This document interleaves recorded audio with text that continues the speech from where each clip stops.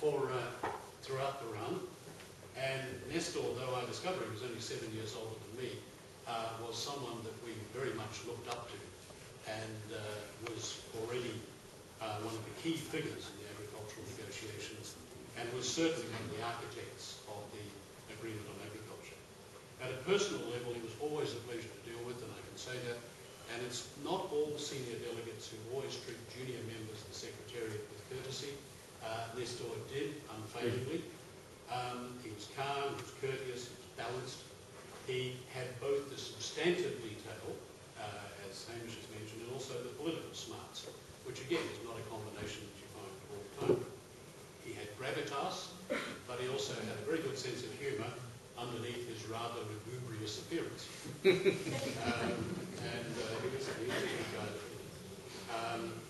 Mike Moore, our former DG, who had a leading role at the political level in founding the Cairns Group, always had great respect and liking for Nestor, and he has asked me personally to pass on to all of you that sentiment, along with his best wishes for our continuing efforts here.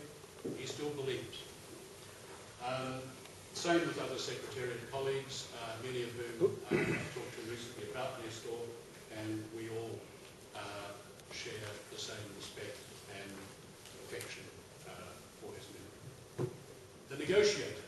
We can all learn a lot from Nestor, and others who have gone before have said so. He combined forceful advocacy of his country's position with a respect for the position of others. Attention to detail with a sense of the big picture. He was good at outreach to others. As Hamish has noted, he was a founding member, and Alejandro noted he was a founding member of the Cairns Group. Not for me to comment on the substance of the issues there, but certainly it is notable that the broad-based nature of that group cut across traditional north-south lines, and it made it a new kind of force. And Nestor, I think, was very important in that development. His focus was always, I think, not so much an ideological as a practical one, less about where you come from and where you go. And he embodied a conviction, I think, that what we're doing here was not just a matter of bargaining, but also a matter of building.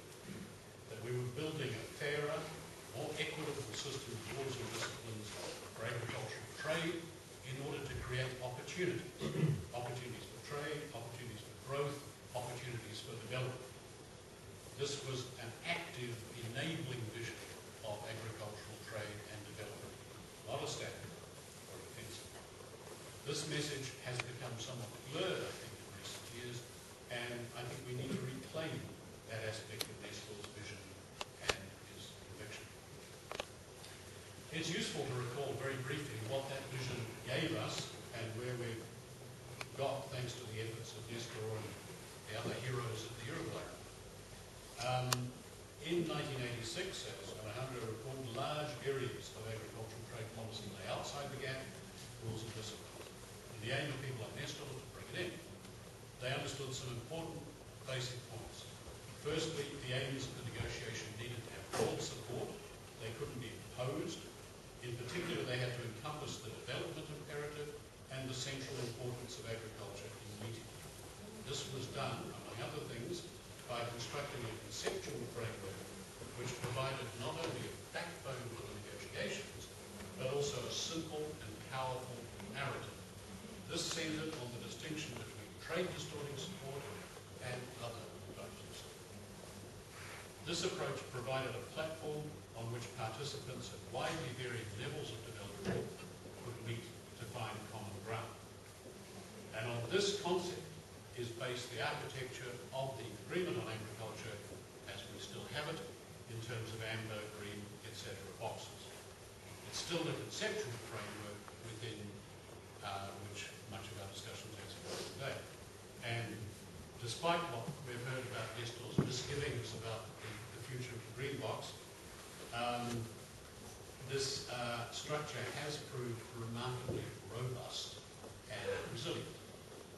There is room for argument about which policies go where, which box is more necessary than others, and what should be done to various details. But the basic structure and the trade distorting, non or less trade distorting concept that underlies it has proved remarkably robust, and I think we should be very careful not to do anything to erode it, especially if we don't have anything better in its place.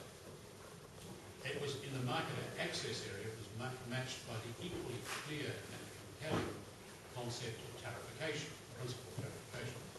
It is hard to recall now what it was like, certainly at the time when I joined the Agriculture Division, when agricultural trade was subject to QRs, variable levies, all kinds of waivers and strange practices which were neither transparent nor predictable, let alone equitable. Tarification might not have brought much liberalisation immediately, but it certainly brought agricultural market access within the ambit of the overall rules. It left the negotiators lots to do, still is lots to do, but it at least gave the negotiators a common language, a common basis on which to work. Plus, and I think this comes out in what Peter Husson from Australia has written about Nestor, Nestor played a major role in the negotiations that led to the establishment of the SPS agreement, which is an extremely important result of the Uruguay round, and one which I think is not sufficiently appreciated very often. It certainly proved one of the more successful and operationally effective parts of the Uruguay round results. In export competition, neither Nestor nor many others, so me included, were satisfied with the Uruguay round outcome. But at least their efforts of Nestor and those who worked with him, put the issue squarely centre stage for the current round. And in that area too, as in many others, we are standing on their shoulders. Nestor and those who negotiated alongside him, sometimes against him, all understood that you can't do everything at once. I think this came out of earlier speakers. In the examples I've mentioned, they knew that reaching consensus means compromises, something I think we need reminding of today. I think their attitude was that as long as the rails got laid down, you can be flexible about the timetable of the train. I mentioned the importance of the clear and strong narrative that accompanied the Uruguay round negotiations. That's something we lack today also. Instead, we seem to have a confusion of competing claims and contradictions. This isn't just a public relations exercise. It matters because successful negotiations need a broadly shared base of support. We could usefully reflect on what the Uruguay round teaches us in this respect about developing a set of comprehensive messages that members will agree on. In conclusion, I'd just like to say that Nestor and his generation, people talk about the great generation.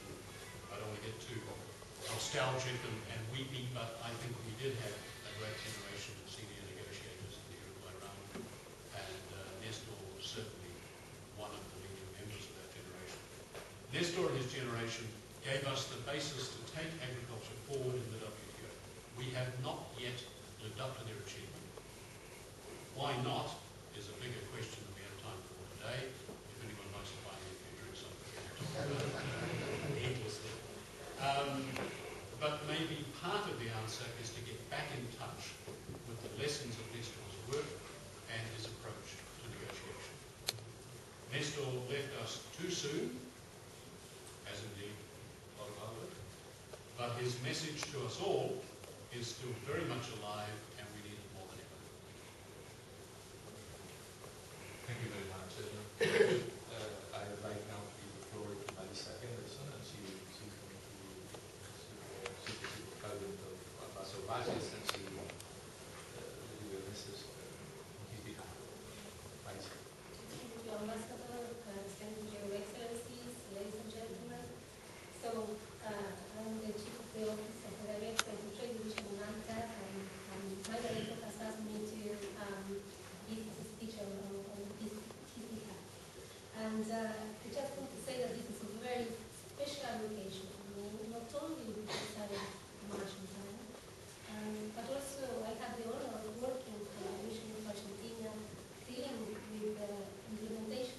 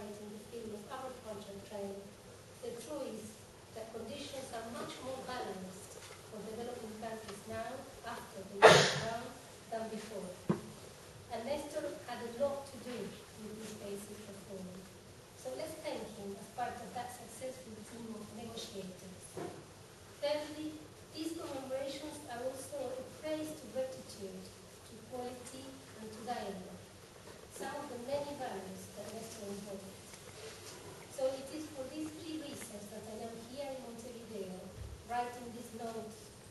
I am in Montevideo, a city that he loved and for which he always expressed his appreciation, for its people, for its river, for its rhythm. And it was also here in Montevideo where we first met. The Ural Round was not yet closed, and Nestor was already well known for his active role in the agricultural negotiations and the establishment of the currency. From my part, I had just returned from my post in China and was negotiating the Mercosur on behalf of my country, Uruguay. Being at the chair of the young Mercosur, I was committed to protect these emerging customs unions from the subsidized exports coming from developed countries. We thought some safeguard mechanism that could provide a shelter for hyper-subsidized exports of cane fruit and horticulture could be done. It was in this quest for an agricultural umbrella that we decided to bring the best minds to help us craft the defense mechanism. And that was how Nestor came to Mercosur.